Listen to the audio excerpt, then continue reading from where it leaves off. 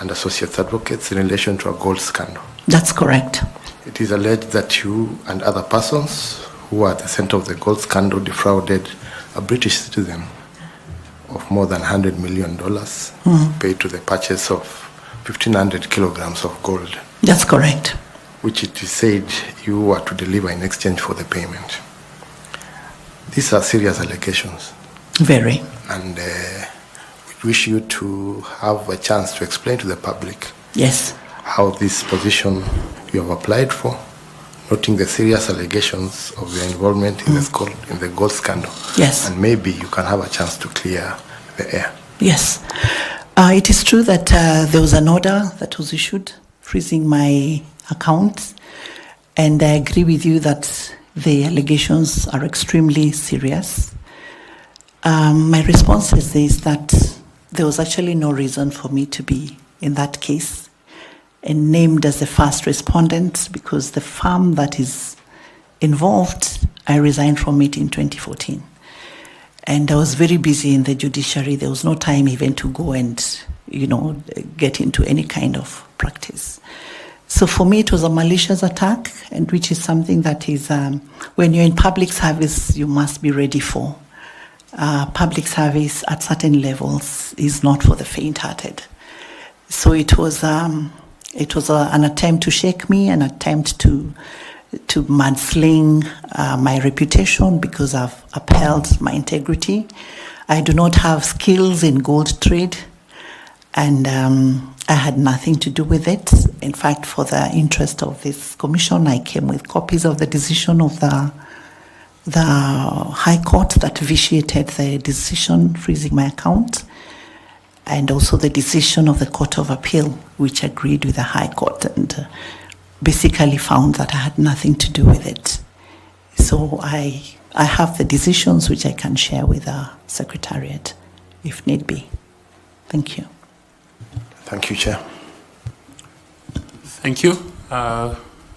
You give a copy of that decision to the Secretariat. The gentleman behind you. Yeah. Thank you very much. Thank you very much. Mwanatanui, FCPA.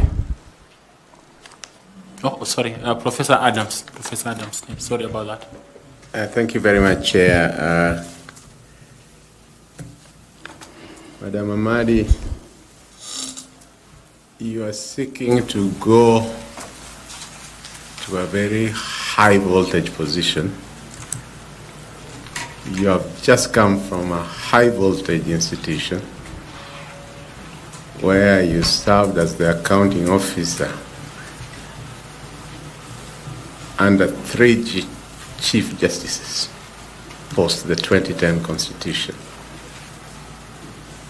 And just like where you seek, there have been questions on the judiciary. The position you held, you finished 10 years. Some people were not lucky. Where you are going, most of them usually also end up finishing their terms. And even when they finish, the country is usually divided as to whether they are a hero or a villain. Looking back to the institution you have just come from, bearing in mind that there was the Ringera team,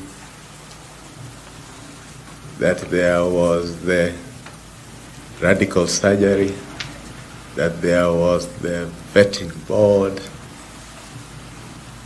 and still questions still arise to this day on that judiciary. Looking back on your service, is there anything you would do differently in terms of promoting institutional integrity in the judiciary? Looking and reflecting now that you have exited. Yeah. Thank you very much.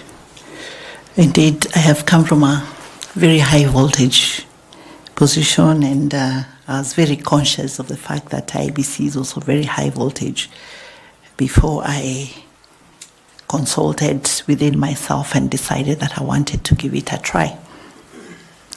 I don't know whether it's because I'm used to it, but I know that I've been tested and I have been tried, and I've undertaken high voltage national processes relating to the transition of 2 presidents in this country. And I did it successfully under immense pressure. I never lost my composure. I never lost my comportment, and it's because I have a very high self-awareness. And for as long as I'm following the rule of law, it really doesn't matter. I applied knowing that IEBC is one of the most vilified institutions in this country, either as by way of perception or whether it's real, whether the things that IEBC is accused of are true or not true. I can't sit here and say that this is what they did wrong, but I know that I'm able to take pressure, and I know that I have very high emotional intelligence. I know that I'm able to be a unifying factor in the commission. I'm able to reach out because I believe that sometimes what we've seen is there is a lot of problems even at party nomination levels before it comes to the IEBC. And when there is trouble at the nomination level, it is likely to show up at the electoral levels. So my thinking is that constant engagement with the political parties and other players is very important so that there is no suspicion.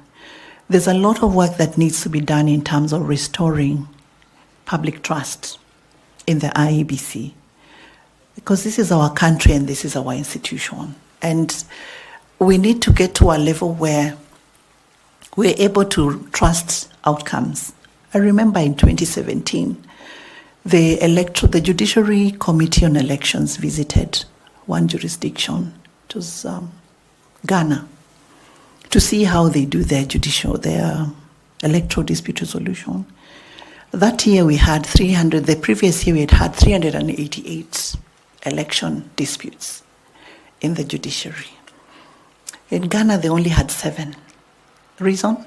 The trust that they have in the electoral body. And my vision is to see an IEBC like that in this country, where an election can happen and people feel that, yes, I lost, but I lost fairly. We need to deal with the party discipline first. There are times when we all know in this nation that for the so-called stronghold areas, once you have the party ticket, then you're as good as elected. Voter education remains so important because the people who fight, the people who are used to cause violence, are the same voters. So my view is that as the IEBC does voter education, it's important to extend it to civic education so that it's not just voter education. We've also placed a very high premium on the presidential election because ordinarily you'll find that a lot of the other positions are not so hotly contested as the top position. When we talk about technology, the challenge I see is that very few people understand it, how it works. Is there a way through which the IEBC can engage all the stakeholders in looking at what they want in terms of specifications for the digital systems? How do they want it to work? What should it look like?